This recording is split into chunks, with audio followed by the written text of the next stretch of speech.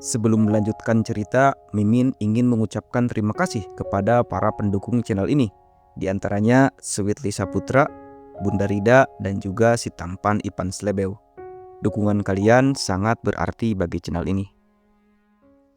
Dengan kepala penuh kenangan kelam, Hyun Sung berjalan pelan ke sebuah taman di bawah cahaya lampu jalan. Di sana Park Min Chul sudah menunggu. Tubuhnya penuh luka dan perban, masih mengenakan baju pasien. Wajahnya memucat, namun ia tetap berusaha tersenyum dan melambaikan tangan sebagai ucapan terima kasih. Namun Hyun Sung tak tertarik pada basa-basi. Suaranya terdengar dingin saat ia meminta Park untuk langsung ke inti tujuan. Park Min Chul tampak gugup, tangannya mengepal erat, kata-katanya terbata. Ia mengakui semua kesalahan, bullying yang dilakukan, kekerasan yang terjadi, semua itu adalah ulahnya. Ia menyalahkan kebodohan dan kedewasaan yang belum matang. Ia mengatakan bahwa dirinya menerima hukuman dari komite disiplin dan berjanji tak akan mengulanginya lagi.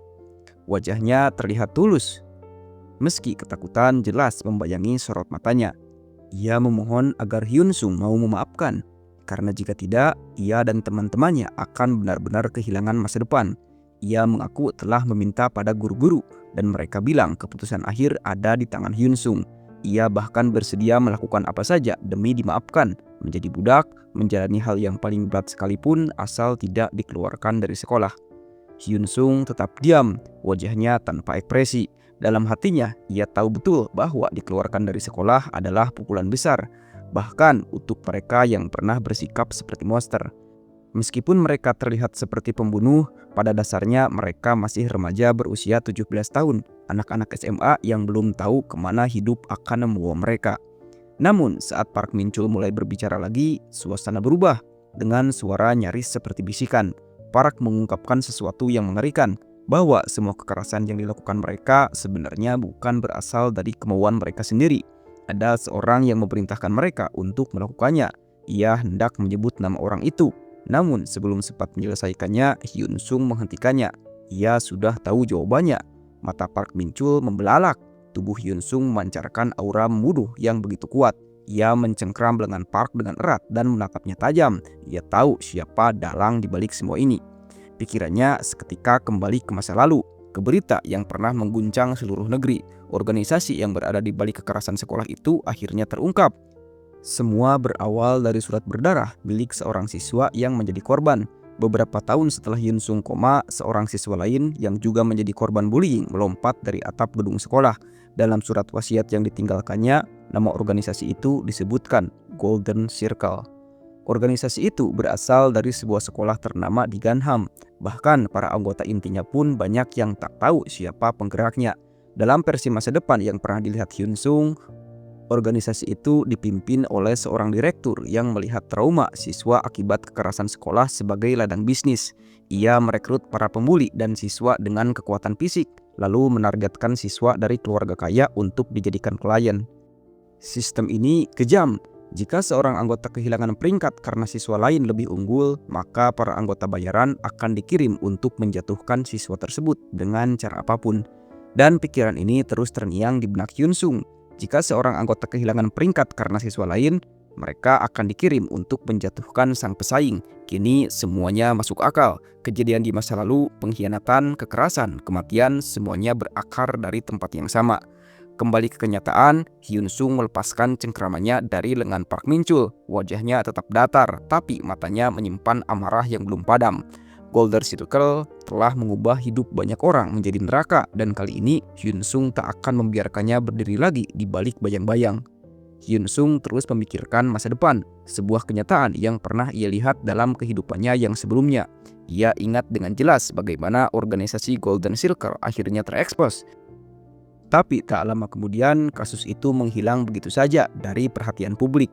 Dua dari anggota intinya bahkan tak pernah diketahui identitasnya hingga akhir. Mata Hyun Sung membelalak, dipenuhi cahaya haus darah.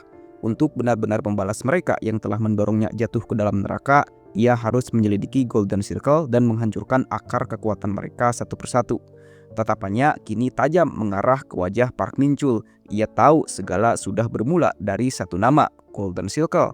Namun ada sesuatu yang janggal.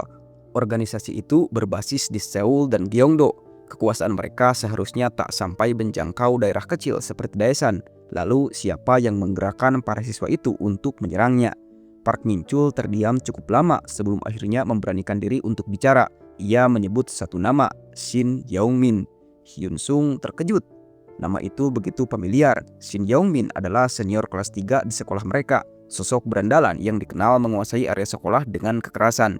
Dari dugaannya, Shin Yong-min adalah anggota dari Golden Circle. Tapi ini membuatnya bingung. Anggota seperti Shin Yong-min biasanya hanya menerima perintah, bukan memberi. Mereka tidak memiliki otoritas untuk mengatur arah organisasi. Hyun-sung mulai memahami sesuatu. Meskipun Shin Yong-min tidak memiliki kuasa untuk mencari klien, tapi paling tidak dia memiliki akses ke jaringan Golden Circle. Itu cukup untuk dijadikan celah guna menelusuri organisasi lebih dalam. Namun tantangan berikutnya lebih berat. Shin Yong-min bukanlah lawan biasa. Namanya melegenda di antara para petarung jalanan. Bahkan dalam skenario masa depan, ia diketahui bakal debut sebagai petarung profesional MMA. Menyerangnya tanpa persiapan hanya akan berujung pada kekalahan telak. Untuk saat ini, Hyun-sung harus mencari cara lain untuk menghadapi sosok sekuat itu. Pikirannya mulai menyusun strategi, tapi ia masih punya satu urusan yang belum selesai, yaitu Park Min-chul. Dengan sorot mata dingin, Hyun-sung mendekat dan menggenggam kerah baju Park Min-chul. Ketakutan jelas terlihat di wajah lelaki itu. Suara Hyun-sung kini terdengar berat dan penuh tekanan. Amarah yang ia pendam sejak lama, yang bertumpuk sejak hari-hari penuh hinaan dan penderitaan, meledak. Ia teringat bagaimana neneknya dahulu dipaksa berlutut dan meminta maaf. Semua rasa sakit itu mengalir dalam tiap kata yang ia ucapkan. Ia memperingatkan Park Min-chul bahwa mulai hari ini, setiap pertemuan mereka tak akan pernah berakhir baik. Kemudian tanpa ragu, ia menghantam wajah Park Min-chul dengan pukulan keras, bukan hanya sekali, tapi berkali-kali. Park Min-chul terkapar, kesakitan, nyaris tak sadarkan diri. Mulutnya menganga, matanya nyaris terbalik. Di kehidupan masa lalu, dia dikenal sebagai ayah dari seorang perempuan. Namun, sekarang ia hanya seorang pengecut yang dihajar habis-habisan. Hyun-sung menarik kerah bajunya lebih keras. Dalam pikirannya, ia teringat satu persatu nama, Joo Min-ho dan yang lainnya. Mereka semua di masa lalu hidup sukses dan bebas, seolah tak pernah menerima balasan atas dosa-dosa mereka. Pukulan demi pukulan kembali menarat di wajah Park Min-chul. Tangannya tak lagi bisa bergerak, wajahnya rusak, luka yang akan bertahan seumur hidup. Keesokan harinya, suasana kelas berubah menjadi riuh. Bisik-bisik tersebar ke seluruh penjuru ruangan. Semua membicarakan satu hal, Kim Hyun-sung. Salah satu siswa bahkan membisikkan dengan kagum bahwa Hyun-sung memukuli lawannya dengan menggunakan beras knuckle. Sementara yang lain bertanya-tanya bagaimana bisa dia berubah menjadi seseorang seperti itu. Dahulu ia bukanlah anak yang menakutkan. Seseorang menepuk pundak temannya dan berkata bahwa justru orang yang terlihat tenanglah yang bisa berubah menjadi iblis ketika marah. Ketika emosi menguasai, batas kewarasan bisa runtuh. Pintu kelas terbuka. Hyun-sung masuk berjalan perlahan ke tempat duduknya. Ia meletakkan tas di atas meja, lalu duduk sambil menyandarkan dagunya pada tangan. Memandangi jendela dari belakang, sebuah suara terdengar, ucapan terima kasih yang lirih. Hyun-sung menoleh. Seorang anak bertubuh gemuk berdiri di sana, wajahnya gugup namun tulus. Ia berkata bahwa ia telah mendengar semua kejadian, bahwa Park Min-chul dan para pelaku lainnya telah dikeluarkan dari sekolah. Ia menawarkan bantuan pada Hyun-sung, menyebutkan bahwa ia akan memberikan apapun yang dibutuhkan sebagai bentuk terima kasih. Namun Hyun-sung hanya menatapnya tanpa ekspresi. Ia mulai bicara dengan nada dingin dan sinis. Ia mempertanyakan kenapa seseorang yang dulu tak punya keberanian untuk bersaksi kini datang dengan wajah penuh harapan. Wajah anak itu memucat, suasana berubah mencekam. Hyun-sung menggeram, menggertakkan gigi dan mengusirnya tanpa ampun. Ia tak ingin melihat wajah itu lagi di hadapannya. Di tempat lain, di atap sekolah, seseorang bertanya pada Shin Yong-min yang tengah berdiri di pinggir pagar.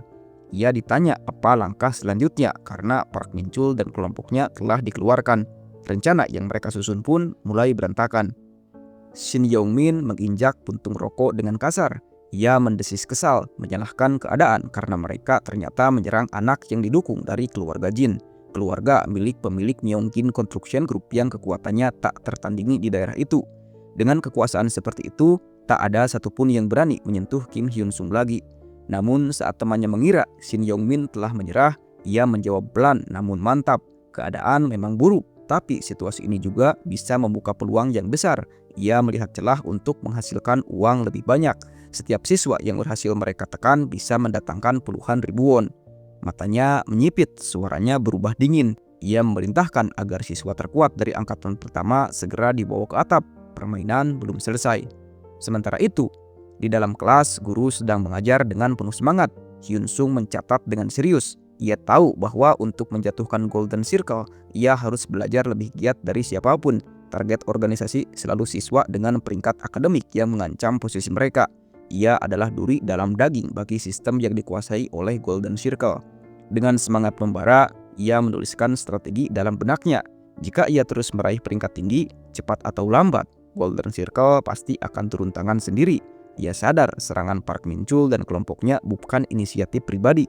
Itu semua karena perintah yang diteruskan oleh anggota organisasi melalui Shin Yeong-min. Hyun Sung menatap setiap wajah yang duduk di dalam kelas. Di antara para siswa ini tersembunyi seorang yang menjadi dalang dari semua kekacauan, seseorang yang ingin menyingkirkannya demi menduduki posisinya. Ia mengamati dengan cermat satu persatu, menganalisis gerak-gerik yang mencurigakan. Ia memang telah memiliki beberapa nama di dalam pikirannya, namun tanpa bukti yang cukup, ia tak bisa bertindak gegabah. Yang harus dilakukannya sekarang hanyalah mempersiapkan diri menghadapi segala kemungkinan terburuk. Sore harinya, sepulang sekolah, Hyun Sung berjalan menyusuri trotoar kota. Langkahnya terhenti di depan sebuah toko kecil yang tampak tua dan usang. Di balik papan nama yang sudah mulai pudar, terpampang foto masa lalu Jung Do Cheol, petarung MMA pertama dari Korea yang pernah merebut sabuk juara dunia UFC. Kini toko itu tak lebih dari sebuah kenangan yang nyaris dilupakan. Hyun Sung melangkah masuk, bagian dalamnya tampak sederhana, bahkan sedikit berantakan, sesuai dengan ekspektasinya. Dari dalam terdengar suara menyambutnya, seorang pria dengan pakaian olahraga berwarna biru dan rambut yang agak panjang berdiri, menyapa dengan ramah namun tubuhnya memancarkan aura mematikan. Hyun Sung mengangguk dan langsung ke intinya. Ia mengatakan bahwa ia ingin jago dalam berkelahi. Ia ingin belajar bertarung karena itu adalah satu-satunya celah dalam rencana balas dendamnya. Kekuatan adalah bagian yang hilang dari dirinya selama ini.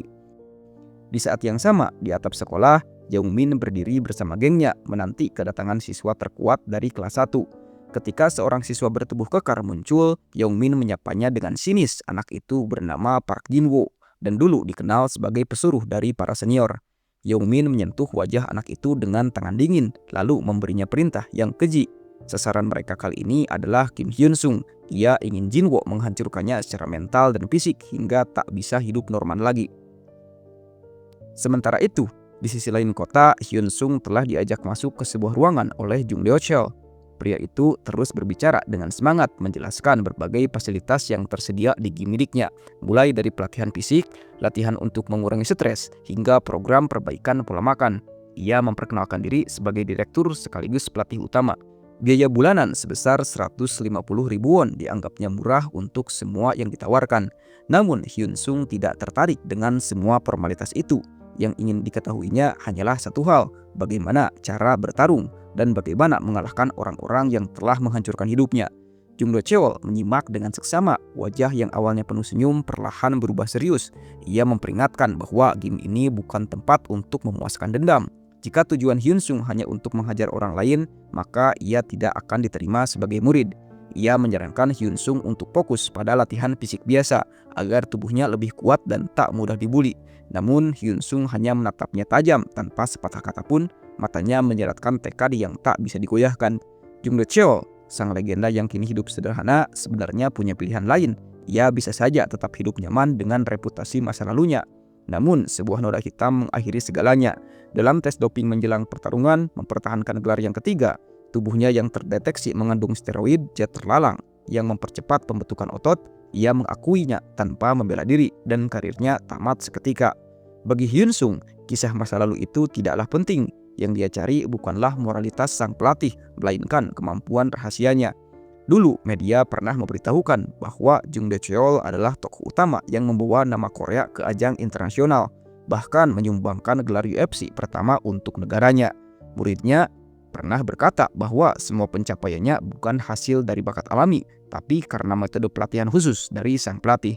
Kini, Hyun Sung duduk membungkuk sedikit ke depan. Tangan terlipat, matanya menatap langsung ke arah pria itu.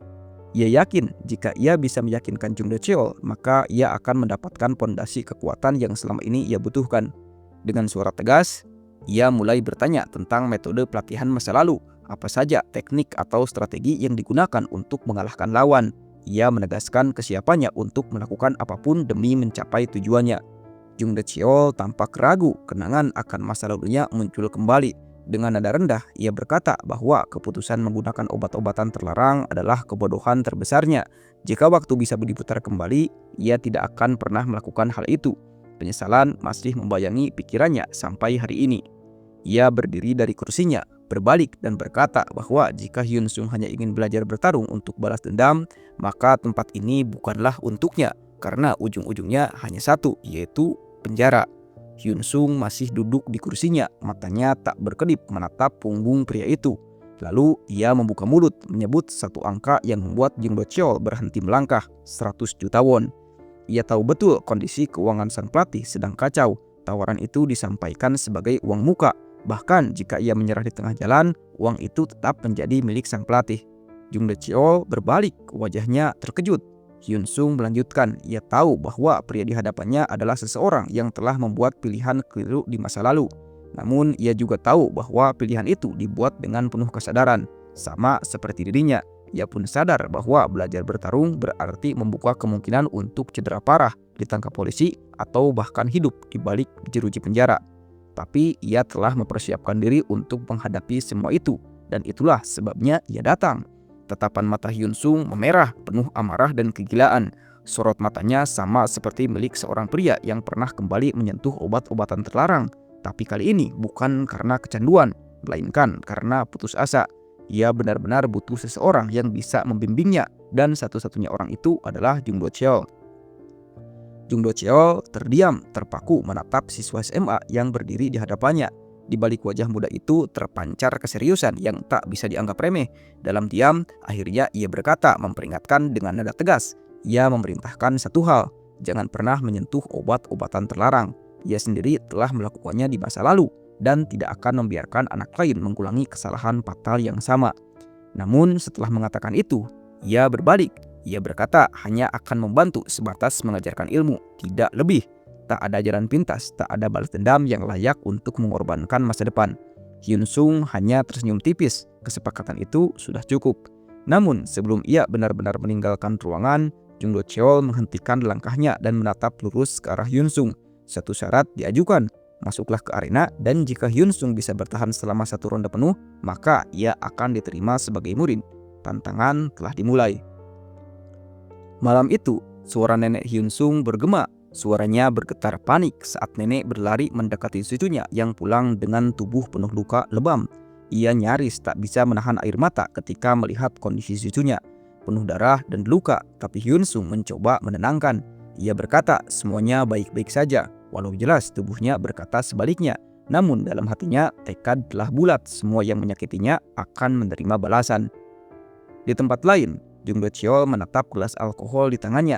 Ia menatap dirinya di pantulan kaca, menyebut dirinya sendiri sebagai manusia terburuk. Ia membuka pesan terakhir yang ia kirim pada Hyun Sung, berniat menarik kembali keputusannya, tapi pikirannya terus dihantui bayangan masa lalu. Ia ingat betul wajah-wajah para remaja yang datang padanya dulu, meminta pertolongan karena tak sanggup lagi jadi bulan-bulanan di sekolah.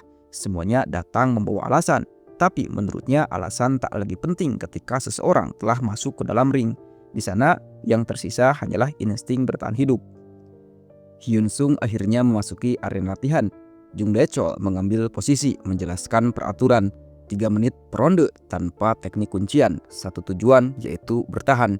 Jika Hyun Sung mampu melewati itu, maka ia akan diterima sebagai murid yang dilatih untuk menjadi petarung terkuat. Ketika ronde dimulai, Hyun Sung berdiri tegak. Posisi bertahannya masih canggung, namun tatapannya tajam dan tak menunjukkan rasa takut sedikit pun. Jung De-cheol langsung melancarkan pukulan pertama. Hanya dalam hitungan detik, tinjunya mendarat tepat di wajah Hyun Sung. Tubuh anak muda itu terpental, darah memuncrat ke udara. Ia terhuyung ke pagar pelindung dan jatuh. Tapi ia tidak menyerah. Wajahnya berdarah, tubuhnya nyaris tak berdiri tegak. Namun semangatnya masih membara. Jung De-cheol tak berhenti, serangan demi serangan diluncurkan. Tinju kiri, kanan, dan pukulan beruntun menghujani kepala Hyun Sung yang hanya bisa menutup wajahnya. Bertahan sebisanya. Tubuhnya mulai memar, napasnya berat. Namun saat pukulan berhenti sejenak, Hyun Sung sempat berpikir hanya butuh satu kesempatan sekecil apapun itu. Ia mengayunkan tinju ke arah lawannya, namun dengan mudah dihindari. Sebaliknya, sebuah pukulan bawah menghantam dagunya dan membuatnya tersungkur ke tanah. Darah kembali mengucur, pandangannya buram, napasnya tercekat. Dalam hati, ia tahu bahwa tubuhnya tak akan mampu bertahan lama. Jung Do Cheol melihat jam, baru 1 menit berlalu. Ia bergumam bahwa dirinya tidak terlalu kelas, jadi seharusnya luka yang diterima tidak parah. Tapi di balik pikirannya muncul satu alasan yang tak bisa ia hindari. Angka 100 juta kembali terngiang, uang yang dijanjikan oleh Hyun Sung. Ego sebagai pelatih bertarung dengan keinginannya untuk tetap menjadi orang benar. Ia hendak berbalik dan meninggalkan arena. Namun dari belakang terdengar suara logam bergesekan. Hyun Sung dengan tubuh berlumuran darah mencoba berdiri. Dengan tangan gemetar, ia meraih pagar arena lalu berdiri perlahan. Wajahnya lebam tapi matanya penuh amarah. Ia berkata bahwa waktu 3 menit belum habis. Waktu di layar menunjukkan 2 menit 14 detik. Masih ada waktu. Hyun Sung mengambil posisi bertahan lagi, bersiap menghadapi gelombang serangan berikutnya. Jung Do Cheol terdiam sejenak. Ia melihat tekad bahwa yang ada di dalam diri anak muda itu bukanlah omong kosong, tapi ia juga tahu bahwa jika terus dibiarkan, ini bisa menjadi bencana. Maka ia mengambil posisi bertarung sekali lagi, kali ini tanpa ragu. Ia mengayunkan pukulan bertubi-tubi, menghujani Hyun Sung dengan kekuatan penuh. Tak ada lagi belas kasihan. Dengan napas yang masih memburu dan tubuh penuh luka, Hyun Sung terus menahan serangan demi serangan. Namun tiba-tiba pukulan dari Jung Do Cheol berhenti. Gerakan yang sama seperti sebelumnya. Hyun Sung yang awalnya mulai menurunkan kuda-kudanya untuk bertahan, langsung mengingat jebakan yang serupa. Ia tak ingin tertipu lagi. Tapi dugaan itu salah. Sebuah pukulan telak menghantam rusuknya, membuat tubuhnya meringkuk kesakitan lalu jatuh terguling ke lantai ring. Tubuhnya gemetar hebat menahan rasa sakit yang menusuk-nusuk. Jung Do Cheol berdiri di hadapannya dengan ekspresi dingin. Waktu masih tersisa 1 menit 30 detik. Jika Hyun Sung tidak bisa berdiri dalam 15 detik, maka pertarungan akan dianggap selesai. Tapi tubuh Hyun Sung tak bisa digerakkan. Ia berusaha berdiri, namun langsung roboh ke sisi lain, seolah semua tulangnya patah. Ia tergeletak lemas, nyaris kehilangan kesadaran. Di mata Jung Do Cheol, anak itu sudah kalah. Ia membatin bahwa ketahanan tubuh saja tidak cukup dan menyuruhnya pulang. Tapi Hyun Sung tak berhenti. Dengan suara lirih dan gerakan gemetar, ia memaksa dirinya untuk bangkit. Dalam hati, ia berteriak pada dirinya sendiri untuk berdiri.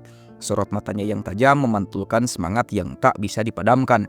Dalam benaknya, ia kembali teringat masa-masa kelam saat dirawat di rumah sakit. 15 bulan koma yang penuh penyesalan, tangisan sang nenek yang tak pernah terhenti, keinginannya yang terdalam saat itu hanyalah bisa memutar waktu agar bisa memperbaiki semuanya. Ingatan tentang dirinya yang lemah, terbaring tak berdaya kembali memenuhi pikirannya. Semua penyesalan itu kini meledak jadi bara api tekad. Jika saat ini ia kembali menyerah, maka sejarah akan terulang. Ia tak mau menjadi beban lagi. Kali ini ia harus berdiri, ia harus melawan. Dengan sekuat tenaga, ia bangkit perlahan. Tubuhnya mungkin hancur, tapi tekadnya tidak. Kini ia kembali berdiri, memasang kuda-kuda bertahan di hadapan Jung Do Cheol. Keringat dingin mulai membasahi pelatih veteran itu. Ia tahu pukulan sebelumnya saja bahkan bisa menjatuhkan atlet profesional. Tapi anak ini masih berdiri. Melihat itu, Jung Do Cheol memasang sarung tinju dengan serius. Dalam benaknya, ia mengakui tekad anak ini.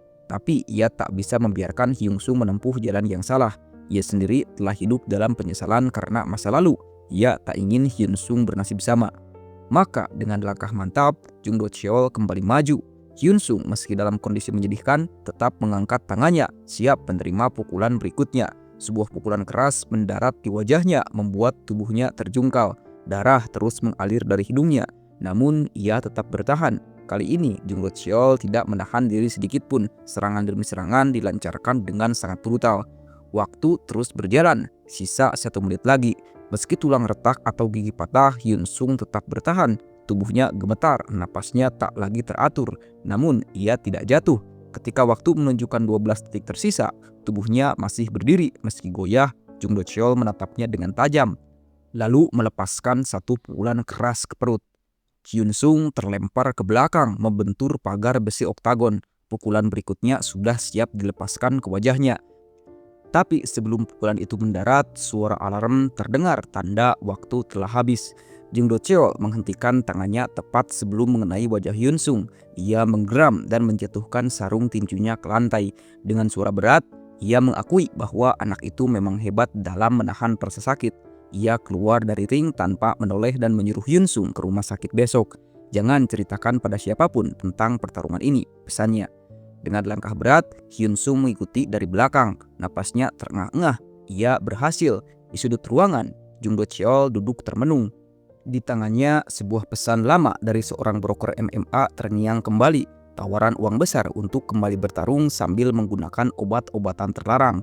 Ia membuka rekeningnya.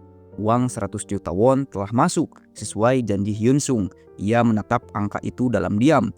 Jika bukan karena uang ini, mungkin ia akan kembali terjerumus. Tapi kini ia bisa menolak. Dengan tegas, ia mengetik balasan untuk broker tersebut. Tawaran itu ditolak.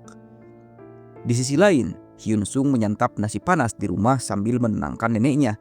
Ia berdalih bahwa luka-luka di tubuhnya hanya akibat tawuran anak sekolah. Meski sulit mengangkat sendok karena tubuhnya penuh luka, ia tetap tersenyum. Kemudian, ia menanyakan tabungan mereka untuk membeli rumah. Sang nenek menjawab bahwa ia telah menabung 100.000 won setiap bulan selama bertahun-tahun. Hyun Sung perlahan mengutarakan niatnya.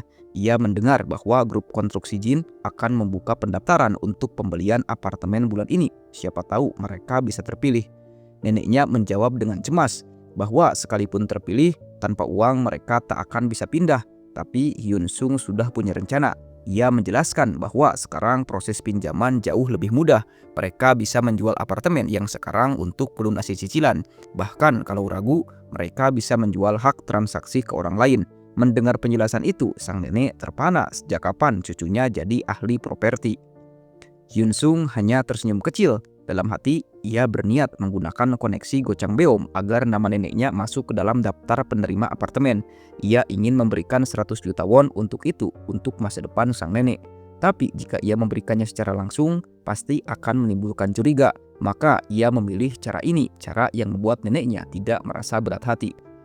Keesokan harinya, di atap sekolah, Jin Wo berdiri ragu di hadapan Shin Young-min. Dengan nada datar, Shin menepuk pundaknya. Ia tahu segalanya dari para murid baru. Young-min berpikir bahwa Jin Wo menendangnya tepat setelah Young-min menceritakan tentangnya kepadanya. Jin Wo tidak mengerti apa maksud dari ucapan seniornya. Tapi sebelum ia bicara, kata-katanya kembali dipotong oleh Young-min. Young-min awalnya berpikir bahwa membereskan Hyun Sung akan sedikit menyulitkan. Tapi tampaknya Jin Wo menghajarnya dengan baik. Young-min sangat menyukai juniornya yang bisa diandalkan. Jadi mulai sekarang Jin Wo boleh memberitahu siapapun kalau Jin Wo dekat dengan para senior.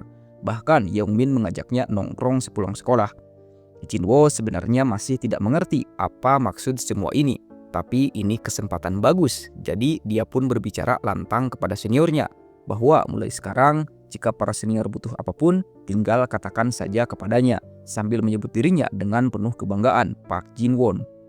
Singkat cerita, beberapa saat kemudian, saat itu Park Jin Wo mengintip kelas Hyun Sung untuk memeriksa keadaan. Tapi Jin Wo terkejut saat melihat wajah Hyun Sung yang sudah babak belur. Jin Wo berpikir mungkin Hyun Sung dihajar karena sifat sombongnya. Disinilah baru dia menyadari. Jadi Shin Young-min mengira bahwa Jin Wo lah yang memukulnya sampai babak belur seperti itu. Tapi ini justru menjadi celah besar karena Hyun Sung bisa dihajar sampai seperti itu. Berarti Hyun Sung tidak sekuat yang ia pikirkan. Jadi dengan bulat, lain kali dirinya akan mencobanya. Dirinya akan memberikan Hyun Sung pelajaran. Dengan nada mengancam, Jin Wo mengintimidasi semua anak baru. Jika ada dari mereka yang berbicara atau bermain dengan Hyun Sung, dia akan menghabisi mereka semua. Sementara itu, di tempat latihan, sang pelatih terus menggembleng fisik Hyun Sung. Pelatih itu menegaskan bahwa sebagus apapun kemampuan Hyun Sung, jika tidak memiliki daya tahan tubuh yang bagus, maka tidak akan ada gunanya. Hyun Sung pun mulai banyak latihan seperti lompat tali, lari sprint, angkat beban, dan semua latihan fisik dasar standar para atlet MMA. Hyun Sung harus kuat menahan semua latihan berat ini setidaknya 2 jam sehari. Terduduk kelelahan, tapi Hyun Sung sadar ia harus melakukan ini. Jika ia ingin mengalahkan Shin Young-min, seorang bajingan yang sudah latihan selama bertahun-tahun, maka dirinya harus menahan latihan fisik seperti ini tanpa mengeluh. Dan juga Shin Young-min bukan target terakhirnya. Jika ia ingin menyeret keluar bajingan-bajingan Golden Circle yang sembunyi di belakangnya, maka Hyun Sung harus menghajar semua orang yang lebih kuat dari Shin Young-min. Saat itu pelatih melihat keteguhan Hyun Sung. Hyun Sung benar-benar melakukannya, bertahan selama 2 jam penuh. Benar-benar bajingan dengan tekad kuat. Itu hanya 2 jam, tapi Hyun Sung pasti mencapai batas setiap detiknya. Pelatih merasa anak ini punya potensi. Mungkin ia harus mencoba melatihnya dengan metode itu. Pelatih berkata kepada Hyun Sung bahwa sejak dirinya dilarang untuk masuk ke ring oktagon, dirinya sudah meneliti bagaimana menjadi terbaik tanpa metode ilegal. Dengan begitu, meskipun karirnya berakhir, murid-muridnya masih bisa sukses. Mulai sekarang, ia akan menerapkan hasil penelitiannya pada latihan Hyun Sung. Jika Hyun Sung bisa mengikutinya, Hyun Sung akan menjadi kuat sampai siapapun berlutut kepadanya. 1 minggu kemudian, di dalam kelas, Kim Si-woo duduk di hadapan Hyun Sung dengan wajah serius. Ia mengatakan bahwa semua ini terasa tidak masuk akal. Menurutnya, Hyun Sung tidak melakukan kesalahan apapun. Tatapan matanya menunjukkan tekad yang kuat, seolah ingin menyampaikan bahwa dia tidak setuju dengan perlakuan yang diterima Hyun Sung. Hyun Sung memandangnya dengan raut terkejut. Ia tidak menyangka seorang siswa kelas 1 seperti Kim Si-woo datang untuk menghampirinya, apalagi dengan sikap seolah mengenalnya begitu dekat. Kim Si-woo tersenyum canggung dan mulai menggaruk kepalanya. Ia mengakui bahwa Hyun Sung tampak berbeda dari yang ia ingat, sehingga sulit menyampaikan perasaannya dengan tepat. Namun satu hal yang pasti, dia tidak ingin menjadi bagian dari mereka yang memboikot atau menjauhi Hyun Sung. Kebingungan semakin terlihat di wajah Hyun Sung. Ia bahkan tidak tahu bahwa dirinya sedang diboikot. Kim Si-woo pun menjelaskan semuanya. Park Ji-woo telah menyebar ancaman ke seluruh kelas, menyuruh siswa lain untuk tidak mendekati Hyun Sung. Bahkan mengancam akan menghajar siapapun yang berani bicara dengannya. Namun meskipun begitu, Kim Si-woo tetap datang. Ia memperingatkan Hyun Sung bahwa mereka telah mengenal satu sama lain sejak SD, hampir 1 dekade lamanya. Bagi Kim Si-woo, pertemanan seperti itu tak bisa diabaikan hanya karena ancaman. Saat mendengar itu, kenangan lama pun terlintas di benak Hyun Sung. Ia kembali mengingat masa lalunya, kehidupan sebelum kesempatan kedua ini datang. Di kehidupan sebelumnya, Kim Si-woo memang pernah melindunginya saat Hyun Sung pertama kali dikeroyok oleh kelompok Park Min-chul. Kim Si-woo adalah orang yang datang membelanya. Karena itu, target para pembuli pun berganti. Kim Si-woo lah yang kemudian menjadi sasaran. Ia ingat bagaimana suatu hari ketika mereka bertemu di jalan, Kim Si-woo berjalan menggunakan kruk. Kakinya patah karena terlalu sering dipukuli. Saat itu, Kim Si-woo berpura-pura tidak mengenalnya. Tapi kemudian, saat Hyun Sung dirawat di rumah sakit, Kim Si-woo datang. Ia menyesali keputusannya, menangis dengan wajah tertunduk sambil mengucapkan penyesalan. Ia merasa lemah, tidak bisa terus melindungi Hyun Sung, dan berjanji jika diberi kesempatan kedua, ia tidak akan pernah meninggalkannya lagi. Namun kini semua itu terurang dalam kehidupan baru Hyun Sung. Ia menolak pengulangan yang sama. Ia menepis tangan Kim Si-woo dari pundaknya, menatap tajam sambil menyuruhnya untuk menjauh. Bagi Hyun Sung, ini adalah pertarungan yang tak boleh melibatkan siapapun. Ia bisa menangani semuanya sendiri. Ia tidak ingin orang-orang di sekitarnya terluka, tidak lagi. Kim Si-woo terlihat kecewa, tapi tetap teguh pada pendiriannya. Ia berkata bahwa dia akan melakukan apa yang ia anggap benar. Sebelum pergi, ia menoleh dan menegaskan bahwa dia tidak akan membiarkan Hyun Sung sendirian. Apapun yang terjadi, ia berjanji akan kembali saat jam istirahat berikutnya. Hyun Sung menatap punggungnya yang semakin menjauh, dan pikirannya pun dipenuhi kekhawatiran dalam pertarungan yang akan datang, terutama menghadapi orang-orang seperti Golden Circle. Tidak akan ada yang tahu luka atau penderitaan apa yang akan menantinya. Ia tak ingin Kim Si-woo terlibat lagi dalam mengalami nasib buruk seperti sebelumnya. Dalam hati, Hyun Sung pun membuat keputusan. Selain keluarga, semua hubungan yang ia miliki, entah itu baik atau buruk, harus ia lepaskan. Di luar kelas, hujan turun semakin deras. Suara gurunya terdengar samar mengingatkan para murid agar mengerjakan PR. Hyun Sung memungut buku catatannya dan menatap keluar jendela. Ia harus memikirkan apa yang akan ia katakan jika Kim Si-woo benar-benar kembali. Tapi satu hal pasti, meski hujan belum berhenti, waktu terus berjalan. Dan dalam waktu yang berjalan itu, ia tahu bahwa pilihannya akan menentukan lebih dari sekedar dirinya sendiri. Hyun Sung melirik ke arah jam dinding. Sudah lewat dari waktu istirahat. Namun Kim Siwo belum juga kembali. Ia sempat mengatakan akan kembali, tapi sampai sekarang tak terlihat batang hidungnya. Dalam hati, Hyun Sung bergumam bahwa jika memang temannya itu memutuskan untuk mundur, mungkin itu keputusan terbaik. Ia tak perlu lagi bersusah payah untuk menjauhkan Siwo dari permasalahan ini. Namun, suara-suara yang muncul dari belakangnya membuat pikirannya berubah. Beberapa murid sedang membicarakan tentang Kim Siwo. Mereka menganggap Siwo sial, terlalu nekat. Salah satu dari mereka menyebut kalau Park Jin-woo terlihat berbicara dengan Siwo sebelumnya. Beberapa bahkan takut situasinya akan menjadi serius, tapi akhirnya memilih untuk berpura-pura tidak tahu apa-apa. Mereka berbisik berharap Jin-woo tak sampai membunuh Shin-woo. Pikiran Hyun Sung langsung dipenuhi rasa khawatir. Petir menggema di luar jendela seperti pertanda buruk. Tanpa pikir panjang, ia bangkit dan berlari keluar dari kelas. Saat itu juga di dalam toilet sekolah, Kim Siwo tengah dikeroyok oleh kelompok Jin-woo. Dengan ekspresi muram, Jin-woo memelototi Siwo. Ia mengingatkan bahwa sudah memberi peringatan agar tak ada yang berani mendekati Hyun Sung. Suasana menjadi mencekam. Di luar, hujan semakin deras. Petir menyambar membuat suasana seperti adegan mimpi buruk. Namun berbeda dengan murid lain yang biasanya ketakutan, Siwo melangkah maju tanpa ragu. Ia menatap Jin-woo dengan tajam. Baginya tak seorang pun bisa mengatur siapa yang boleh atau tidak boleh ia dekati. Hyun Sung adalah temannya, itu cukup sebagai alasan untuk melawan. Tanpa aba-aba, Siwo melayangkan tendangan keras ke arah Jin-woo yang tidak siap. Tubuh Jin-woo terlempar ke tembok dan jatuh mengerang kesakitan. Anak buahnya yang melihat kejadian itu segera bergerak, mengepung Siwo dari segala arah. Salah satu dari mereka mencoba menyerangnya dari belakang, tapi Siwo menyadari dan menendang mundur dengan cepat. Penyerangnya jatuh kesakitan. Serangan lain datang dari depan. Siwo memukul keras tepat ke pelipis lawan, membuatnya terkapar. Satu demi satu mereka mencoba menjatuhkannya, namun Siwo bertahan. Di tengah keributan, sebuah pukulan mengenai wajahnya, membuatnya terhuyung. Tapi ia bangkit lagi dengan tekad bulat. Dalam pikirannya, ia sadar bahwa ia sudah memilih untuk ikut campur. Meskipun menyakitkan, ia tak bisa berpura-pura tidak melihat ketidakadilan ini. Namun, Jin-woo bangkit dan menyerang balik. Dengan tinggi badan dan kekuatan yang besar, ia melayangkan tendangan ke arah perut Siwo. Pukulan berikutnya mendarat tepat di dagu, membuat Siwo limbung. Jin-woo menyeringai sombong, menganggap bahwa ia telah menang hanya karena pernah belajar bela diri. Dengan tangan kasar, ia menampar dan menghajar wajah Shin-woo berkali-kali sambil mengancam akan membuat hidupnya di sekolah menjadi neraka. Anak buahnya hanya tertawa melihat Siwo yang tergeletak dengan wajah bengkak. Mereka menganggap itu hukuman karena berani menentang Jin-woo. Mereka menyeringai puas sementara Jin-woo terus menghina dan menyiksa Siwo.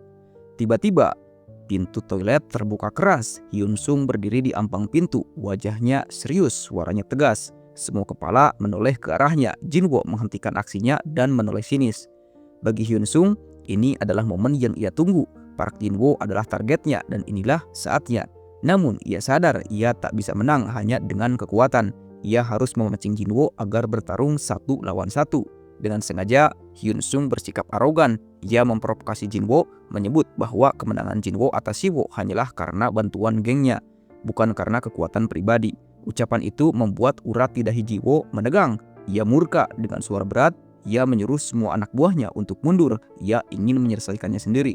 Seperti yang diduga Hyun Sung, Ji-woo langsung menyerbu tanpa berpikir panjang. Dengan cepat, Hyun Sung menghindar dan melayangkan pukulan ke wajah Jin-woo. Tubuh besar Jin-woo bergerak lambat dan Hyun Sung memanfaatkannya. Serangan demi serangan diluncurkan oleh Jin-woo, namun Hyun Sung selalu berhasil menghindar dan membalas tepat sasaran. Pukulan ke arah perut membuat Jin-woo menjerit kesakitan, tapi Jin-woo tidak berhenti. Ia terus menyerang dengan penuh emosi, namun kemarahannya justru membuka celah. Hyun Sung melihat sebuah kesempatan. Dengan presisi, ia mengarahkan pukulan keras ke dagu Jin-woo. Dengan penuh intensitas dan amarah yang tak terbendung, Hyun Sung terus menghujani lawannya dengan pukulan demi pukulan. Tendangannya mendarat tepat di dada, diikuti oleh serangan lain yang membuat lawannya tersungkur tanpa sempat membalas. Sorot mata Hyun Sung kini dipenuhi oleh kilatan haus darah. Dalam pikirannya, lawan ini harus dibuat kapok. Hari ini akan menjadi hari yang tidak akan pernah dilupakannya. Mereka yang menyaksikan hanya bisa terdiam dengan ekspresi ngeri di wajah. Beberapa mulai bertanya-tanya dalam hati apakah Hyun Sung sudah kehilangan akal sehatnya. Namun bagi Hyun Sung ini belum cukup. Ia merasa harus membuat lawannya benar-benar hancur. Tubuh Park Jin-woo yang tergeletak di lantai mulai dilumuri darah, membuat suasana semakin mencekam. Napasnya tersenggal saat ia mencoba meraih kaki Hyun-sung, mohon dengan suara bergetar agar semua ini dihentikan. Ia mengaku salah mengakui kekalahannya. Namun Hyun-sung hanya menatapnya dingin. Ia lalu duduk, menarik kerah baju Jin-woo dan bertanya sekali lagi, apakah benar ia merasa sudah menang. Para siswa yang menyaksikan hanya bisa menahan napas terpaku melihat ketegangan yang terjadi. Dengan wajah bengkak dan tubuh gemetar, Jin-woo akhirnya menyerah. Ia mengakui bahwa semua ini bukan atas keinginannya. Ia hanya menjalankan perintah dari seorang bernama Shin Yao-min, seorang yang tampaknya memiliki kuasa lebih besar di balik layar. Rumor bahwa ia bisa mengalahkan Hyun-sung hanyalah kebohongan. Ia memohon pengampunan, berharap semuanya bisa selesai. Hyun-sung melepas kerahnya dan menatapnya penuh jijik. Ia memberikan peringatan keras pada Jin-woo dan juga pada gengnya. Jika mereka berani menyentuh Kim Si-woo lagi, maka tak akan ada ampun. Sebagai penutup, Hyun-sung menghantam wajah Jin-woo dengan tendangan keras yang membuat tubuhnya terpental. Para pengikut Jin-woo hanya bisa diam, tak lagi punya keberanian untuk melawan.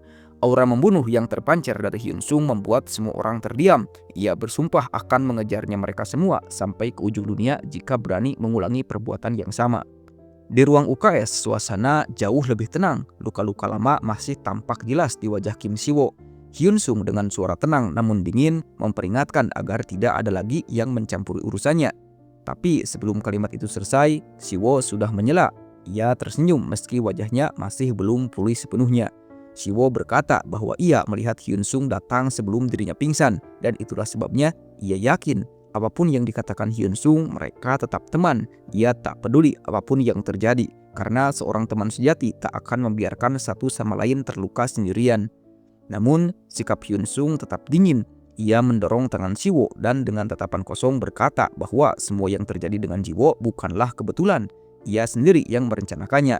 Ia ingin menghancurkan mereka semua. Semua ini adalah bagian dari rencana balas dendamnya. Si-woo hanya bisa terdiam, tak mengerti. Tapi Hyun-sung melanjutkan dengan suara gelap bahwa ini baru permulaan. Aura membunuh kembali muncul dari tubuhnya. Ia bertekad akan menghancurkan setiap orang yang telah menyakiti dirinya, tak peduli harga yang harus dibayar. Si-woo mencoba menahan, tapi Hyun-sung tak memberinya kesempatan. Ia berkata bahwa jika Si-woo tetap berada di sisinya, maka kejadian seperti ini akan terus terulang. Hyun-sung berbalik, namun sebelum pergi, ia berkata bahwa Hyun-sung yang dulu telah mati. Yang ada kini hanyalah seorang yang akan mengorbankan segalanya demi balas dendam. Si-woo terdiam di atas ranjang, gigi terkatup menahan amarah dan kesedihan. Hyun-sung telah pergi, namun kata-katanya masih membekas dalam benak. Sementara itu, di ruang kelas lain, Shin Yao-min duduk santai dengan kaki di atas meja, memandangi ponselnya dengan senyum puas. Ia senang karena bayaran untuk pekerjaannya untuk menggandakan jumlah. Ia bermimpi jadi anggota dewan sekolah setelah lulus. Menurutnya ini adalah tambang emas. Hanya dengan menyiksa seseorang siswa, ia bisa mendapatkan 10 juta won. Bisik-bisik mulai terdengar di lorong sekolah. Seorang yang datang dengan pakaian berbeda dan itu menarik perhatian. Tapi Shin Yao-min tak peduli, ia sudah memikirkan rencana besar, termasuk kemungkinan bekerja sama dengan anggota dewan dari sekolah lain. Miliaran won pun mungkin bukan lagi mustahil. Namun semua itu mendadak terhenti ketika suara pintu terbuka keras mengagetkan seluruh ruangan. Shin Yao-min menoleh geram menatap ke arah pintu. Di sana berdiri seorang yang langsung membuat suasana menjadi tegang, Kim Hyun-sung. Dengan suara dalam penuh amarah, Hyun-sung menyebut nama Shin Yao-min, menyindir dan menyapanya dengan hinaan. Shin Yao-min langsung berdiri, urat-urat di wajahnya menegang. Namun sebelum sempat menyelesaikan kalimatnya, Hyun-sung sudah melayangkan tendangan. Tapi tendangan itu berhasil ditahan dengan mudah. Shin Yao-min menggeram bertanya siapa sebenarnya anak gila yang berani menantangnya. Hyun-sung tak menjawab dengan kata-kata. Ia langsung menyerang lagi. Namun Shin Yao-min yang tampak lebih berpengalaman terus menangkis setiap serangan. Ia mulai menyadari bahwa Hyun-sung punya dasar bela diri, tapi ia tidak terlalu kuat. Gerakannya bisa ditebak, hingga akhirnya sebuah pukulan tiba-tiba mendarat di perutnya, membuatnya terkejut dan kesakitan. Hyun-sung akhirnya berbicara, memperkenalkan dirinya dengan penuh keyakinan. Ia adalah Kim Hyun-sung, orang yang selama ini dicari oleh Shin Yao-min. Shin Yao-min hanya bisa tertawa, bertanya mengapa Hyun-sung ada di sana. Tapi sebelum bisa menyelesaikan kalimatnya, sebuah kursi terbang menghantam kepalanya. Hyun Sung menghantamnya tanpa belas kasihan. Kepala Shin Yong-bin berdarah. Ia meraung kesakitan. Tak percaya dirinya dipukul dengan benda sekeras itu. Hyun Sung kembali mengangkat kursi dengan penuh amarah. Dalam pikirannya, jika keunggulan ini hilang, maka semuanya akan berakhir. Dengan tenaga yang tersisa, ia melempar kursi itu ke arah Yeong-min. Namun pria itu dengan cepat menghindar ke samping lalu segera menyerang balik dengan tinjunya yang kuat. Kali ini serangan Hyun Sung mudah ditahan oleh tangan Yeong-min. Dengan kekuatan penuh, pria itu melancarkan serangan balasan. Pukulan pertama menghantam perut Hyun Sung membuatnya terbungkuk dan meringkis kesakitan. Yeong-min menatapnya dengan tatapan merendahkan. Bagi pria itu, trik kotor seperti ini bukanlah hal yang baru. Serangan berikutnya menghujani wajah Hyun Sung. Ia terus mencoba menangkis, tapi tubuhnya sudah terlalu lemah. Dalam hati, ia tahu sejak awal bahwa ia tak bisa menang. Pertarungan ini hanyalah ujian, bukan untuk menang, tapi untuk mengukur seberapa jauh ia bisa bertahan. Tubuhnya dipukul habis-habisan dari kepala hingga kaki, namun tekad dalam hatinya tetap menyala.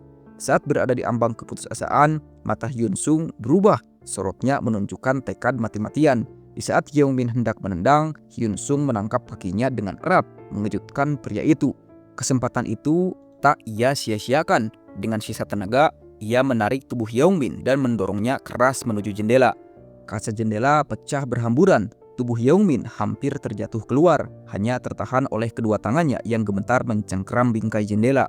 Ia menatap Hyun Sung dengan ngeri. Di hadapannya, Hyun Sung bergumam penuh amarah. Baginya ini adalah pertarungan hidup dan mati, tak ada jalan untuk kembali. Teriakan menggema dari dalam kelas, beberapa siswa berlari dan mencoba menarik Hyun Sung menjauh. Di tengah keributan itu, suara lain terdengar penuh amarah. Ia berteriak bahwa semua ini belum berakhir, bahwa setiap luka pada temannya akan dibalas. Sementara itu, Yeong-min hanya berdiri terpaku, tubuhnya dipenuhi luka. Sebagian punggungnya tersusuk pecahan kaca. Darah terus menetes ke lantai. Seorang siswa lain mendekat, mencoba menanyakan keadaannya. Namun Yeong-min hanya menjawab dingin. Baginya yang penting saat itu adalah menjaga harga diri meski tubuhnya nyaris hancur. Tak lama kemudian, sistem pengeras suara sekolah menyala. Beberapa nama dipanggil untuk segera menuju ruang kepala sekolah. Seorang guru yang baru tiba ke kelas bertanya dengan bingung tentang apa yang telah terjadi. Ia melihat noda darah di lantai dan langsung merasa beban berat menimpanya. Guru itu, Kim Jung-chul, baru saja menyelesaikan masalah sebelumnya dan kini insiden baru kembali pecah.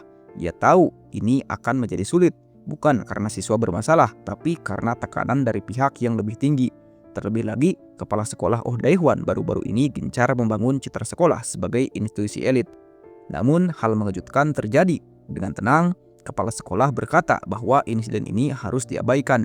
Kim Jung-chul terperangah, ia tak mengerti maksudnya. Tapi kepala sekolah hanya menatapnya datar dan mengulang bahwa masalah ini harus dilupakan. Lalu, ia mulai menjelaskan. Putra sulung dari pemilik grup konstruksi besar, Myeongjin Group, yakni Go Chang-beom, telah menang dalam perebutan posisi suksesi. Dan kini Go Chang-beom telah menyatakan kesediaannya menjadi sponsor utama sekolah tersebut. Tak hanya itu, jika ia berhasil menjadi ketua perusahaan, dukungan finansial akan terus mengalir lebih besar lagi. Kim Jung-chul terdiam kaget oleh pengakuan itu. Kepala sekolah melanjutkan, menjelaskan bahwa bentuk sponsorship seperti ini bukan sekedar sumbangan. Para sponsor ingin imbalan. Dan dalam kasus ini, Go Chang-beom hanya meminta satu hal, agar adiknya Kim Hyun Sung tak pernah mendapat masalah di sekolah, apapun yang terjadi. Permintaan itu jelas, apapun tindakan Kim Hyun Sung, sekolah harus menutup mata. Kim Jung-chul mengepalkan tangan, merasa bersalah, namun tak kuasa untuk menolak. Kepala sekolah menambahkan bahwa sebagai imbalan, gaji, bonus, dan fasilitas akan terus diberikan prioritas kepadanya. Bahkan kepala sekolah menyebut bahwa akan ada akses prioritas untuk pembelian apartemen mewah dari proyek terbaru Myeongjin Group. Ia menatap Kim Jung-chul dengan senyum dan penuh perhitungan. Menurutnya semua ini hanya tawaran kecil untuk sebuah kesetiaan. Wajah Kim Jung-chul berubah, senyum licik perlahan muncul. Ia menyetujui semuanya, bahkan memanggil kepala sekolah dengan sebutan saudara. Ia berjanji akan menjadikan sekolah itu sebagai tempat yang dipenuhi prestise di bawah nama kepala sekolah. Kepala sekolah tertawa puas. Kini sekolah hanya perlu melindungi satu orang, Kim Hyun Sung. Jika anak itu lulus tanpa masalah, maka Myeongjin Group akan menjadi penyokong tetap sekolah dan masa depan mereka pun pasti akan aman. Tiba-tiba pintu ruangan terbuka dengan keras. Seseorang staf masuk terburu-buru dan melapor bahwa Kim Hyun Sung baru saja dipukuli. Ruangan mendadak sunyi, kepala sekolah hanya menatap lurus ke depan. Wajahnya tak lagi tenang. Baik Oh Dae-hwan maupun Yung Chul terpengaruh mendengar kabar itu. Mereka berdiri serempak, saling menggenggam tangan, menahan emosi yang mulai mempuncah. Siapa bajingan yang berani melakukan itu? Singkat cerita, Young-min dibawa ke ruang guru. Dia diadili karena menyerang Hyun Sung. Young-min merasa ini benar-benar tidak adil. Menurutnya justru Hyun Sung yang lebih dulu mencari masalah. Hyun Sung lah yang mencarinya duluan dan memukulnya, dan sekarang ia diposisikan sebagai pelaku. Namun Oh Dae-hwan segera mencoba mengendalikan diri. Ia tahu Young-min adalah siswa senior dan bahkan kabarnya telah mempelajari berbagai seni bela diri. Tapi tetap saja, menyerang seorang junior yang 2 tahun lebih muda darinya adalah tindakan tercela. Ia mempertanyakan keadilan atas keputusan yang sedang diambil. Yung Chul menimpali mengingatkan bahwa reputasi Young-min memang sudah buruk sejak lama. Anak itu dikenal suka memanfaatkan kekuatannya untuk menindas yang lebih lemah. Tapi sebelum sempat perdebatan itu makin panas, sang kepala sekolah dengan tenang menengahi dan meminta semua pihak untuk menjaga nada bicara mereka. Meski demikian, aura ketegangan di ruangan itu tidak mereda. Young-min sendiri tak mampu menyembunyikan kekesalannya. Ia mengklaim telah diperlakukan secara tidak adil. Menurutnya, semua ini bukan kesalahannya dan ada saksi mata yang bisa membuktikan. Namun, Yung Chul mendekat, menepuk bahu Young-min dan berkata bahwa dalam setiap kejadian, yang penting bukan hanya keberadaan saksi, tapi apakah mereka bisa dipercaya. Pernyataan itu membuat Young-min terdiam. Ia tahu betul di mata para guru dan petinggi sekolah, reputasi baik seseorang bisa menggambarkan kebenaran. Ketika masyarakat diminta memilih antara siswa teladan dan seorang yang punya catatan kekerasan, hasilnya sudah bisa ditebak. Ia dipaksa mengakui kesalahan yang tak pernah ia lakukan. Dengan gigi yang bergemaratuk karena menahan amarah, Young-min akhirnya menundukkan kepala. Ia menyatakan dirinya bersalah, meskipun di dalam hatinya dendam mulai membara. Baginya berurusan dengan Kim Hyun Sung tak ubahnya seperti menantang seorang gila. Dan kini ia sadar berhadapan dengannya sama saja dengan melawan sistem itu sendiri. Young-min meninggalkan ruang kepala sekolah dengan langkah berat dan wajah penuh amarah. Di sepanjang lorong, pikirannya dipenuhi oleh satu nama, Kim Hyun Sung. Ia tak habis pikir mengapa semua orang justru berpihak padanya. Namun, waktu terus berjalan. Kelulusan sudah di depan mata. Ia sadar masalah ini tak bisa dibiarkan menggagalkan masa depannya. Dalam kemarahan dan putusasaan, Young-min mengambil ponsel dan menelpon seseorang. Jika situasi tak bisa diselesaikan dari dalam, maka bantuan dari luar adalah satu-satunya jalan. Meskipun harus membayar mahal, ia siap melakukannya. Di tempat lain, seorang pria duduk di dalam mobil dengan secangkir kopi di tangan kanan dan selembar dokumen di tangan kiri. Wajahnya serius, sorot matanya tajam. Dia adalah seorang broker yang biasa menangani urusan di wilayah pinggir kota. Ia menatap informasi tentang Kim Hyun Sung dan menyadari sesuatu yang mencurigakan. Semua pihak tampak berpihak pada anak itu, mulai dari para guru, kepala sekolah, hingga aparat penegak hukum. Ia menyadari jika para anak bayaran telah gagal, maka tugas ini harus ia selesaikan sendiri. Dia tersenyum dingin dan mulai mengarahkan mobilnya. Tak lama, ia pun berada di kantor sekolah, memperkenalkan dirinya sebagai paman dari Young-min. Ia datang dengan tenang, duduk berhadapan langsung dengan kepala sekolah, dan mulai menggali informasi. Ia menanyakan keadilan yang diklaim telah diabaikan dalam kasus keponakannya. Namun kepala sekolah Oh Dae-hwan menanggapi dengan tenang. Baginya tak ada perlakuan yang tidak adil yang terjadi. Tapi Gang Tae-go, nama asli dari broker itu, tidak percaya begitu saja. Ia mulai menyinggung kejadian beberapa hari lalu ketika 4 siswa dilarikan dengan ambulan dan akhirnya dikeluarkan dari sekolah. Sementara itu, Kim Hyun Sung yang juga terlibat hanya mendapatkan saksi ringan. Bukankah ini seharusnya menjadi kasus terpidana? Mengapa hanya satu pihak yang diperlukan istimewa? Kepala sekolah hanya tertawa kecil. Ia menjelaskan bahwa demi masa depan siswa, pihak sekolah sepakat untuk tidak melibatkan polisi lebih jauh. Bahkan diskusi dengan pihak kepolisian pun telah selesai. Mereka menolak untuk memperpanjang persoalan ini. Oh Dae-hwan tak gentar sedikit pun dengan ancaman Gang Tae-go. Ia tahu ini adalah wilayah Daesan, bukan Seoul. Ancaman dan tekanan dari luar tidak akan bekerja di sini. Beberapa saat kemudian, Gang Tae-go mencoba mencari celah lewat kantor polisi. Tapi lagi-lagi ia dihadapkan pada tembok yang kokoh. Polisi pun menganggap tindakan Kim Hyun Sung sebagai bentuk pembelaan diri, bukan kekerasan. Bahkan, Mereka menilai jika benar ingin menegakkan hukum, maka Yongminlah yang seharusnya dipenjara terlebih dahulu. Gong Taego tidak bisa menahan amarahnya. Ia membentak di meja, mengancam akan menyebarkan kasus ini ke publik. Tapi polisi hanya mencibir. Di Daesan, semua itu akan dilupakan dalam hitungan hari. Kini Gang Taego benar-benar memahami apa yang sedang dihadapinya. Ini bukan hanya soal uang atau pengaruh. Ini tentang ikatan lokal yang telah lama terbentuk, jaringan kekuasaan yang saling melindungi dalam diam. Ketika orang luar mencoba masuk dan mengganggu tatanan itu, maka mereka akan ditolak tanpa kompromi, tak peduli berapa banyak imbalan yang ditawarkan. Dan untuk pertama kalinya, Gang Taego merasakan apa artinya menghadapi sebuah sistem yang telah dibangun terapat seperti papan catur, di mana satu langkah keliru akan langsung dibalas dengan kekuatan yang tak bisa dibendung. Ia duduk sendirian, mencoba menenangkan pikirannya dengan sebatang rokok, berharap kepulan asap bisa mengurangi tekanan di dadanya. Tapi sialnya koreknya rusak. Ia mendesah, frustasi, lalu membuang korek itu ke tanah sambil mengumpat pelan. Di benaknya berkecamuk rasa kesal yang tak bisa ia bendung. Inilah sebab kenapa banyak orang menolak pekerjaan di daerah terpencil.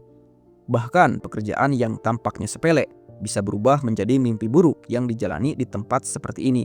Gang Taego tahu betul jika ia gagal dalam tugas kali ini akibatnya bisa sangat fatal. Organisasi Golden Circle yang selama ini dikenal tak pernah gagal dalam menyelesaikan permintaan klien punya reputasi yang dibangun selama bertahun-tahun.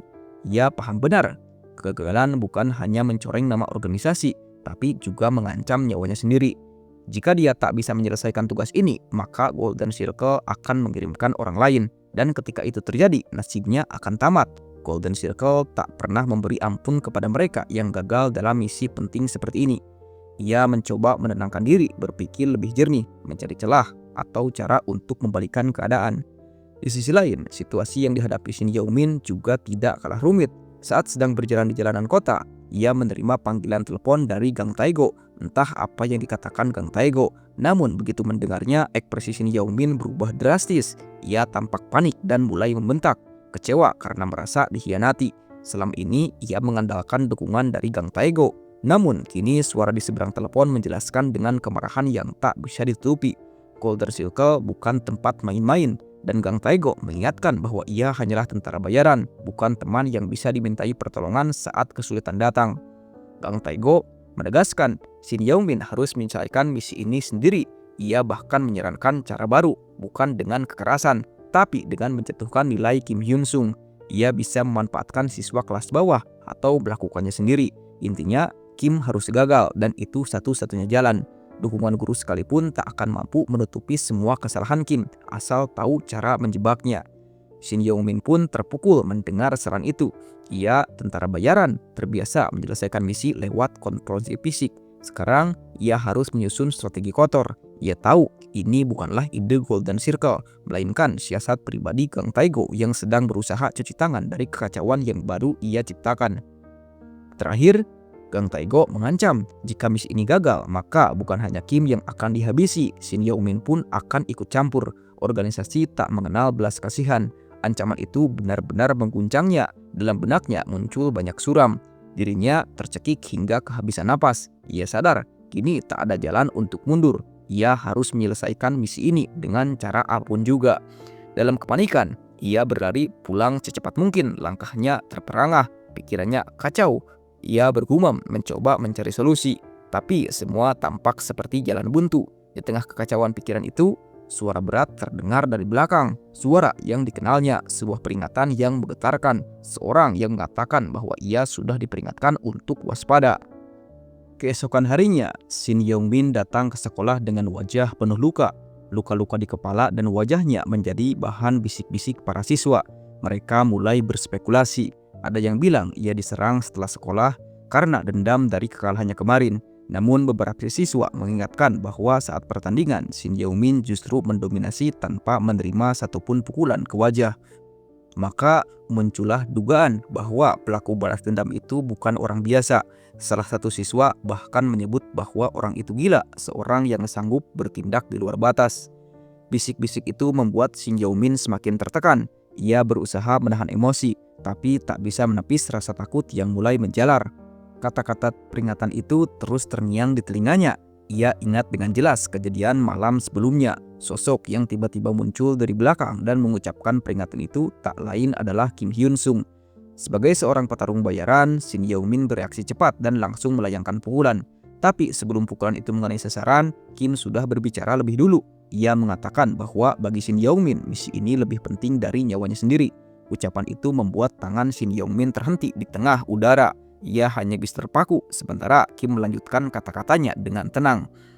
Kim telah mengetahui semuanya. Ia tahu tentang pertemuan antara broker dan kepala sekolah. Shin Yeong-min terkejut, tak menyangka informasi itu bisa bocor. Kim kemudian menyatakan dengan dingin bahwa sejak ia berada di bawah perlindungan keluarga Myeongjin Group, semua masalah ini tak akan pernah selesai hanya sebagai urusan pelajar. Jika Shin Yeong-min tetap membuat masalah, maka balasannya bukan hanya skorsing atau dikeluarkan dari sekolah, tapi hukuman pidana. Setelah keluar dari penjara, ia tak akan pernah bisa hidup tenang lagi. Orang-orang dari Myeongjin akan memastikan ia tak bisa lagi menggunakan tinjunya di kota ini. Satu-satunya pilihan untuk hidup sebagai manusia adalah pergi jauh dari kota kelahirannya. Tapi meskipun ia melarikan diri, Kim tak akan membiarkannya lolos begitu saja. Ancaman itu menguncang jiwa Shin Yeong-min. Wajahnya pucat, tubuhnya gemetar, dan pikirannya dipenuhi bayangan masa depan yang gelap. Ia mundur perlahan, mencoba menjauh, hingga akhirnya tersungkur jatuh ke tanah. Sambil terengah-engah, ia berteriak frustasi mempertanyakan semua yang terjadi dan menyuarakan tuntutan keadilan. Tapi semua itu hanya terdengar seperti ratapan kosong di tengah ancaman nyata yang telah menjerat lehernya. Hyun Sung berdiri di atas tubuh yang terjatuh, menatap ke bawah seperti sedang melihat seekor anjing ketakutan. Tak ada belas kasihan di matanya, hanya kebencian yang membara. Ia hanya mengingat satu hal, namun sebelum ia sempat mengucapkannya, Yeong-min yang telah terdesak mencoba mengangkat tangannya, seolah ingin menghentikan semuanya. Tapi sudah terlambat, amarah telah menguasai Hyun Sung sepenuhnya. Ia ingin menghancurkan siapapun yang mencoba mengganggu hidupnya. Tatapannya menembus mata Yeong-min, penuh dengan tekad dan ancaman. Ia mencengkeram kerah bajunya, mengangkat tubuh Yeong-min dengan satu tangan, lalu mengucapkan satu kalimat yang menjadi peringatan keras. Jika Yeong-min ingin tetap hidup normal, jika masih ingin menjadi manusia di kota ini, maka ia harus merasakan penderitaan yang sama seperti yang pernah dirasakan oleh para korbannya. Tanpa ampun, Hyun Sung menghantamkan tinjunya ke kepala Yeong-min, menjatuhkannya ke lantai. Serangkaian pukulan menyusul langsung ke wajahnya, dan Yeong-min tak mampu memberikan perlawanan. Semua kenangan itu kembali menghantam pikirannya saat ia duduk di kelas, mengelus luka di wajah sambil mengumpat dalam hati. Ia menyebut Hyun Sung pengecut, meyakinkan dirinya bahwa ia bisa mengalahkannya kapanpun. Tapi ia tahu bukan Hyun Sung yang menjadi masalah, melainkan orang-orang di belakangnya. Jika ia membiarkan situasi ini terus berjalan, Golden Circle akan menghukumnya karena kegagalan. Tapi jika ia mengambil tindakan, ia akan memicu keamarahan pihak lain yang lebih berbahaya. Kepalanya dipenuhi dilema, diapit antara dua sisi yang sama-sama menakutkan. Bahkan membayangkan kemungkinan kabur dari misi pun membuatnya merasa seakan napasnya direnggut. Sesaat, ia berpikir bahwa mungkin dikeluarkan dari sekolah dan dijatuhi hukuman adalah jalan terbaik. Tapi ia segera menepis pikiran itu. Ia menghantamkan kepala ke meja. Frustasi berteriak dalam hati bahwa ia seharusnya tak pernah menerima misi ini sejak awal. Namun sekarang sudah terlambat. Pilihan yang tersedia semakin menyempit. Satu-satunya harapannya hanyalah jika nilai Hyun Sung turun dalam ujian mendatang. Bahkan sedikit penurunan nilai bisa memberi waktu lebih baginya untuk berpikir atau mengatur ulang strategi. Ia hanya ingin menghindari skenario terburuk. Sementara itu, Hyun Sung masih sibuk dengan rencananya sendiri. Ia tahu bahwa ancaman hanya efektif untuk sementara. Setelah ujian selesai, segalanya akan berubah drastis. Jika ia mampu meraih nilai tinggi dalam ujian tengah semester, semua topeng akan runtuh. Semua emosi yang selama ini ditekan, ketakutan Shin Yeong-min, ambisi Golden Circle, dan ekspektasi dari orang membuat permintaan akan meledak bersama, dan itulah saatnya ia akan meraih tujuannya. Ia tersenyum puas, yang terpenting baginya adalah hasil akhir. Ia tak peduli bagaimana caranya. Bahkan jika harus memanfaatkan kepala sekolah atau memanipulasi nama besar Myeong Group, ia akan menggunakan cara apapun, bahkan cara paling licik sekalipun. Yang penting hasil akhir sesuai dengan keinginannya. Semua masih berjalan sesuai rencana. Saat ini tak seorang pun bisa menyentuhnya.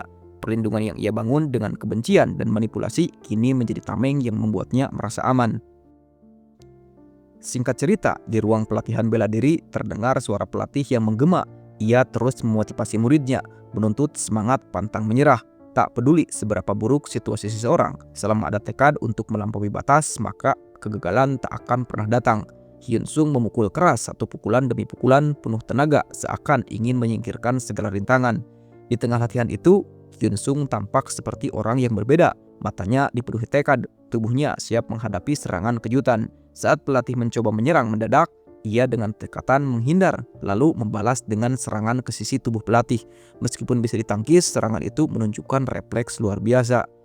Pelatih memuji dalam hati, anak ini punya bakat. Gerakannya bahkan belum pernah diajarkan, seolah muncul dari naluri terpendam. Ia menyuruh Hyun Sung bereskan perlengkapannya dan pulang, istirahat sama pentingnya dengan latihan. Hyun Sung pun beranjak pergi sembari merenung. Pelatih itu berpikir jika bukan karena uang, mungkin ia sudah mempertimbangkan untuk serius menyuruhnya terjun ke dunia profesional. Saat Hyun Sung mengenakan sepatunya, ia teringat akan nasihat pelatih tentang pentingnya istirahat. Ia tersenyum kecil menyadari bahwa untuk menjadi lebih kuat, tubuh dan pikiran juga butuh jeda. Namun, sebelum sempat meninggalkan ruangan, sosok asing melintas. Seorang pria menyapanya dan memperkenalkan diri sebagai Kim Si-woo yang telah membuat janji untuk konsultasi hari itu. Beberapa hari lalu, Kim Si-woo itu masih terbaring di ranjang rumah sakit. Kim Si-woo berpikir sesuatu yang mengerikan pasti telah terjadi. Mengubah sosok yang dulu ceria dan penuh harapan menjadi pria dengan tatapan keras. Ia mengenal Hyun Sung sebagai teman dekat yang penuh perhatian terhadap neneknya, tapi kini ia nyaris tak mengenalinya lagi. Air mata mengalir saat itu mengingat kata-kata Hyun Sung di masa lalu. Ia bersumpah akan membalas semua orang yang telah menyakitinya, bahkan jika harus mengorbankan seluruh hidupnya. Kata-kata itu terus terngiang di benaknya, menyayat seperti luka yang tak kunjung sembuh. Seketika pintu rumah sakit terbuka. Seorang teman berlari masuk, napasnya terengah. Ia membawa kabar besar tentang pertikaian antara Hyun Sung dan Shin Yong Min. Awalnya terdengar seperti kisah tak masuk akal, tapi informasi itu datang dari senior yang sangat terpercaya. Mata Si-woo membelalak, ia bisa membayangkan kejadian itu dengan jelas. Hyun Sung menyeret Yong Min ke jendela, hampir melemparkan mereka berdua keluar. Teriakan dari umpatan Yong Min menggema di telinganya. Sosok yang begitu dikenalnya kini berubah menjadi sosok mengerikan. Namun dalam diam, Si-woo itu berbisik dalam hati. Ia tak bisa meninggalkan sahabatnya, tak peduli seberapa jauh jalan yang telah ditempuhnya. Saat itulah ia mengambil keputusan penting. Ia juga harus menjadi lebih kuat, bukan hanya untuk melindungi dirinya, tapi untuk berdiri di samping Hyun Sung. Kembali ke masa sekarang, Hyun Sung bertanya apa anggota baru yang dimaksud pelatih adalah Si-woo. Pelatih bertanya apakah mereka saling mengenal. Namun sebelum kalimat itu selesai, Hyun Sung sudah terlebih dahulu angkat bicara. Ia meminta maaf dan menyarankan agar Si-woo tidak diterima di tempat itu, bahkan bersedia membayar seluruh biaya yang seharusnya menjadi tanggung jawab Si-woo. Tapi pelatih menolak tawaran itu. Ia memahami bahwa terkadang seseorang membutuhkan satu teman saja untuk bisa tetap waras. Dan jika Si-woo bisa menjadi teman itu, maka mungkin situasinya akan sedikit lebih baik. Pelatih itu lalu menepuk pundak sang Si-woo dengan senyum tipis. Ia mengingatkan bahwa keputusan penerima atau menolak anggota adalah hak prerogatifnya. Kemudian ia meminta Hyun Sung agar pergi dan tidak mencampuri urusannya lebih jauh. Setelah Hyun Sung meninggalkan ruangan, pelatih itu duduk berhadapan dengan Si-woo.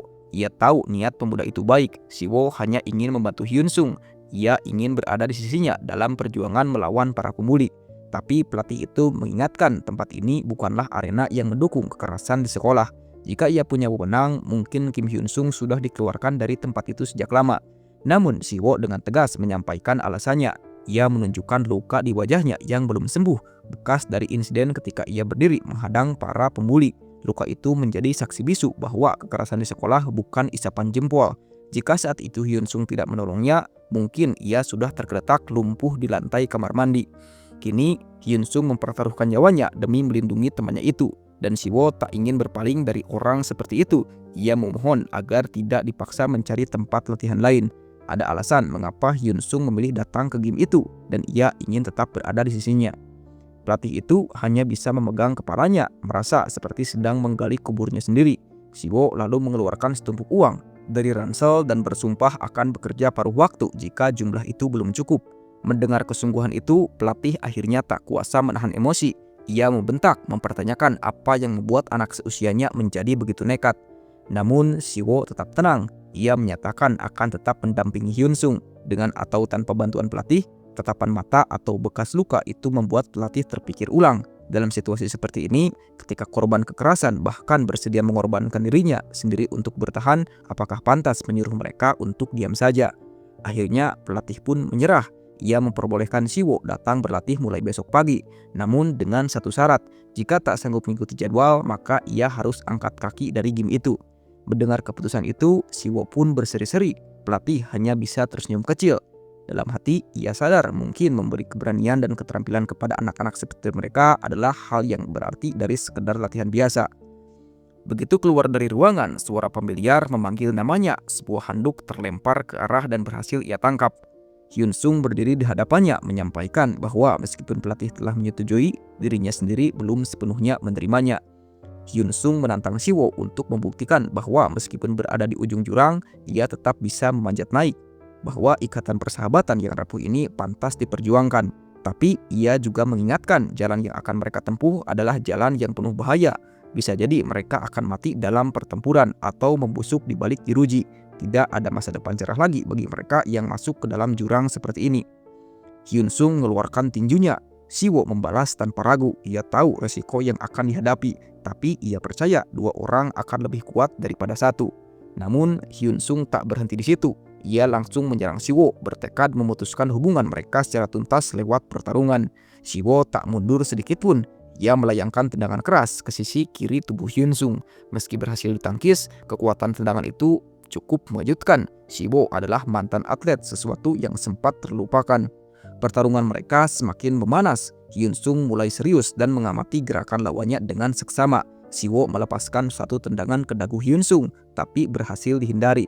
Teknik itu adalah gaya khas yang dulu membuat namanya dikenal di dunia taekwondo. Ia pernah meraih banyak medali emas sampai akhirnya terjungkal dalam sebuah turnamen akibat keputusan kontroversial. Sejak saat itu, ia meninggalkan dunia olahraga. Namun semangat dan keahliannya tidak pernah benar-benar hilang. Hyun Sung akhirnya berhasil menjatuhkan Siwo ke lantai, mencengkram kerah bajunya dengan satu tangan dan mengepalkan tinju di wajahnya. Ia menyebut nama sebuah teknik bela diri, lalu mulai menghantam wajah Siwo bertubi-tubi. Ia terus meminta Siwo untuk menyerah, namun Siwo tetap diam. Ia teringat masa kecil mereka, ketika Hyun Sung dulu berdiri di depannya, melindunginya dari ancaman. Kini peran mereka seolah terbalik, tapi niatnya tetap sama, melindungi satu sama lain. Meski pukulan terus menghujani, Siwo tetap mengangkat tangan untuk bertahan. Dalam pikirannya, bayangan senyum masa kecil Hyun Sung terus menyala. Ia tak sanggup membiarkan sahabatnya berjalan sendiri di jalan gelap ini. Dengan suara serak, Siwo akhirnya berseru bahwa ia tak akan bisa menyerah. Ia tidak bisa meninggalkan sahabatnya. Namun Hyun Sung tak memberinya ruang untuk melawan. Cerita keduanya kini menjadi lebih dari sekadar pertemanan. Ini adalah kisah tentang tekad, pengorbanan, dan keteguhan hati yang tak bisa dihancurkan bahkan oleh rasa sakit yang paling dalam. Pukulan demi pukulan mendarat di wajah Siwo, dan Hyun Sung tak menunjukkan tanda-tanda berhenti. Ia ingin membuat sahabatnya itu menyerah. Ia ingin mendengar permohonan agar serangannya dihentikan. Namun meski tubuhnya mulai lunglai, meski wajahnya membiru dan darah mengalir dari mulut dan hidung, Siwo justru tertawa. Tawa itu begitu keras dan lantang membuat Hyun Sung terdiam. Hyun Sung terduduk di sampingnya, menutupi wajah dengan kedua tangan. Di tengah amarah dan frustasinya, ia hanya bisa mengumpat dalam hati, sahabatnya ini benar-benar gila, terlalu tulus pada sebuah persahabatan yang mungkin tak sepadan. Dengan suara lirih namun penuh luka, Siwo itu mulai membuka kisah lamanya. Ia mengenang masa lalu, saat dirinya menjadi korban perundungan setiap hari tanpa alasan. Tubuhnya sering terkapar di lantai, namun ia tak pernah bercerita pada kakek dan neneknya. Dua orang tua yang telah membesarkannya setelah ditinggalkan orang tuanya, dan di tengah keterpurukan itu muncul satu sosok, Hyun Sung. Meski bagi Hyun Sung mungkin tak berarti, tapi tindakan kecilnya saat itu tak pernah dilupakan oleh Siwo. Baginya itu adalah awal dari keberanian untuk bertahan hidup. Maka ketika sahabatnya itu kini disudutkan, bagaimana mungkin ia hanya diam dan membiarkan Hyun Sung menanggung semuanya sendirian.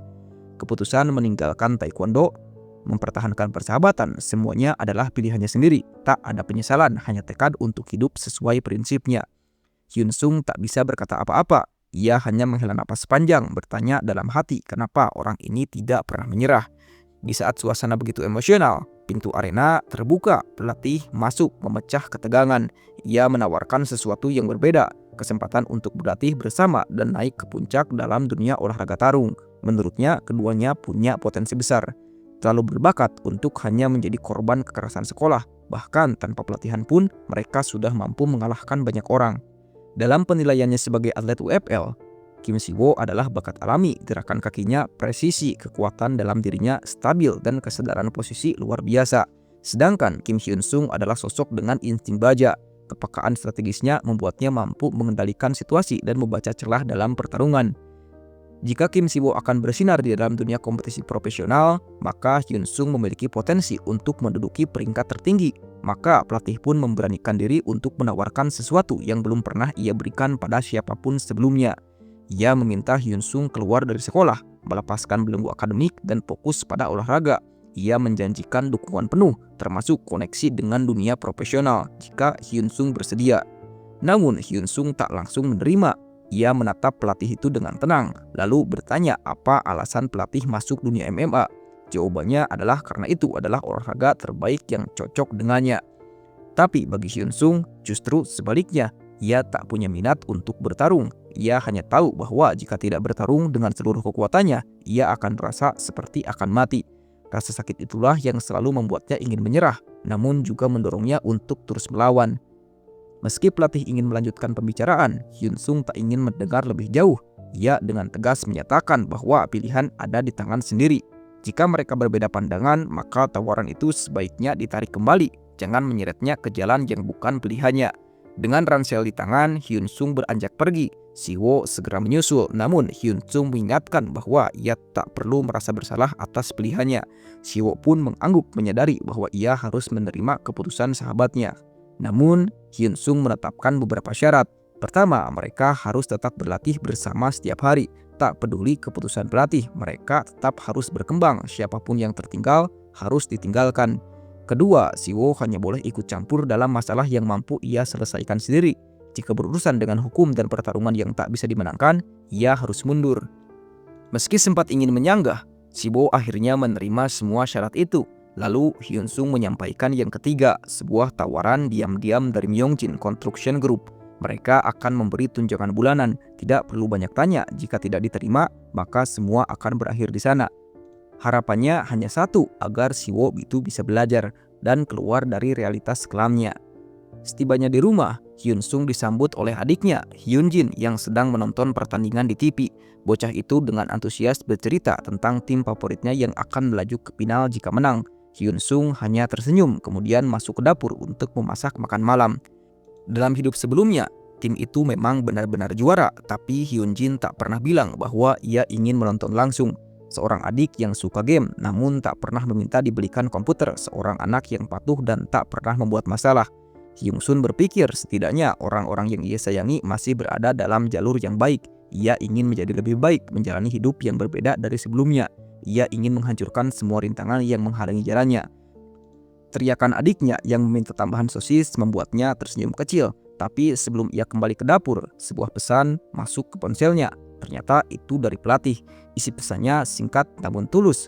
Pelatih meminta maaf karena terlalu serakah dan telah melangkahi batas. Ia memutuskan untuk kembali pada rencana awal. Ia tak akan menyebut soal turnamen profesional lagi. Namun jika suatu hari Hyun-sung ingin mengubah keputusannya, ia hanya perlu mengatakannya. Dan malam itu, untuk pertama kalinya dalam waktu lama, hati Hyun-sung terasa sedikit lebih ringan. Beberapa minggu kemudian, cuaca cerah menyambut ujian tengah semester kedua di sekolah menengah atas. Suasana ruang ujian kelas 10 begitu hening dan tegang. Para siswa duduk serius, fokus pada lembar soal di hadapan mereka. Diawasi ketat oleh guru pengawas yang berdiri di depan kelas. Di ruangan ini tak ada yang peduli siapa yang populer atau tidak. Yang ada hanyalah ketegangan dan harapan. Harapan untuk membuktikan diri di mata sistem yang menilai nilai sebagai tokoh ukur eksistensi. Selembar demi selembar soal dibagikan ke setiap bangku. Guru dengan suara tegas memperingatkan siapapun yang tertangkap menyontek akan langsung mendapatkan nilai 0. Semua harus dikerjakan dengan kemampuan sendiri. Tanpa tipu daya, Hyun-sung menerima lembar ujiannya dan menatapnya dengan penuh tekanan. Dalam hati, ia sadar jika nilai ujiannya tidak tinggi, seluruh rencana yang telah ia susun bisa hancur sebelum sempat dimulai.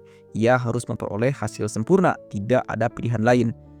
Beberapa saat kemudian, Hyun-sung memegangi kepalanya. Ia teringat malam-malam hujan yang dilalui dengan belajar sendirian. Semua pengorbanan, rasa lelah dan kesendirian terasa sia-sia jika ia gagal. namun rasa sakit di kepala mulai mengganggu. Ia mengingat semua jawabannya, namun tekanan membuat pikirannya berdenyut nyeri. Sementara itu, di ruangan yang sama, suara desahan mulai terdengar dari para siswa yang kelelahan. Soal-soal yang sulit membuat mereka frustasi. Namun, hanya satu orang yang tetap duduk untuk mencoba tenang meskipun sebenarnya pikirannya berdenyut. Ia menatap langit-langit ruangan. Ya, ia adalah Kim Hyun Sung. Bayangan masa lalu berkelabat dalam pikirannya.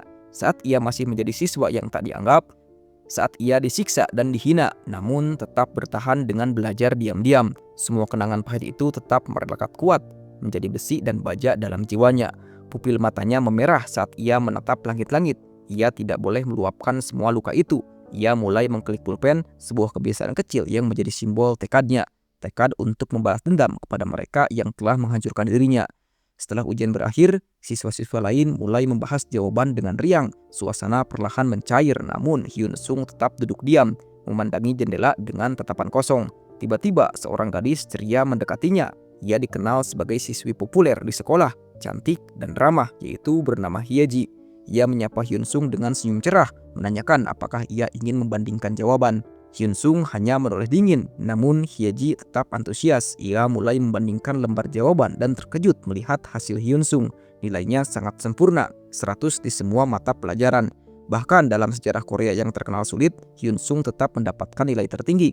Kejadian itu membuat siswa lain mulai berkumpul penasaran dengan siswa yang tiba-tiba jadi sorotan.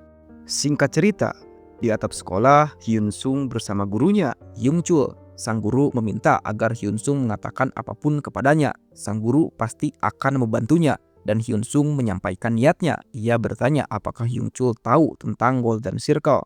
Yung Chul yang awalnya bingung kemudian mulai menjelaskan.